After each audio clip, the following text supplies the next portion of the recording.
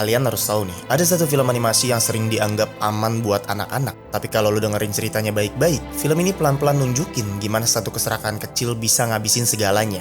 Judulnya The Lorax yang dirilis tahun 2012, diangkat dari buku karya Dr. Seuss. Sekilas ceritanya kayak dongeng anak-anak biasa tentang sebuah kota yang modern, bersih, rapi, tapi ada satu hal aneh. Di kota itu nggak ada pohon sama sekali. Semua yang terlihat hijau di kota itu hanyalah plastik, daunnya palsu, rumput palsu, bahkan udara pun harus dibeli. Tokoh utamanya seorang anak bernama Ted pengen ngedapetin satu pohon asli buat ngedeketin cewek yang dia suka. Dan dari situ, dia akhirnya ketemu dengan seorang pria misterius bernama Wansler. Orang inilah yang tahu kebenaran sebenarnya tentang kenapa dunia mereka jadi seperti itu. Dulu tempat itu adalah hutan yang indah, penuh pohon trufula yang warna-warni, hewan-hewan hidup bebas, dan alam berjalan seimbang. Sampai suatu hari, Wansler datang. Awalnya dia bukan orang jahat. Dia cuma pengusaha miskin yang pengen sukses. Dia nemuin sebuah pohon, bikin satu produk dari pohon itu, dan produknya laku keras. Yang awalnya cuma satu pohon ditebang jadi dua. Yang tadinya dua jadi puluhan. Sampai akhirnya ribuan pohon pun tumbang tanpa sisa. Dan disinilah The Lorax muncul nih. Makhluk kecil berwarna orange yang tugasnya cuma satu,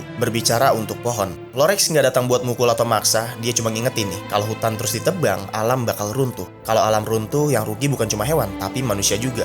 Masalahnya, Wansler selalu punya alasan nih. Katanya ini demi pekerjaan, demi ekonomi, demi kemajuan.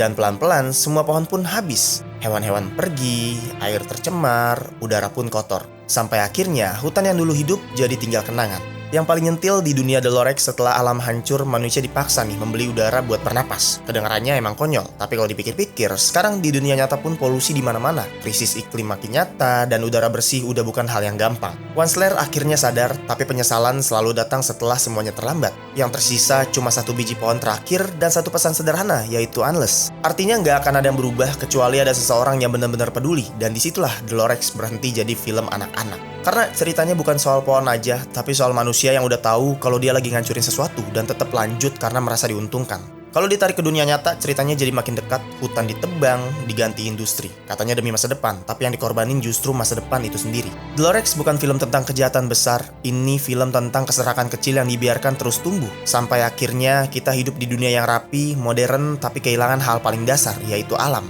Dan mungkin pesan film ini sederhana, bukan semua orang harus jadi Lorax, tapi kalau nggak ada satupun yang peduli, kita cuma tinggal nunggu giliran aja tuh hidup di dunia tanpa pohon.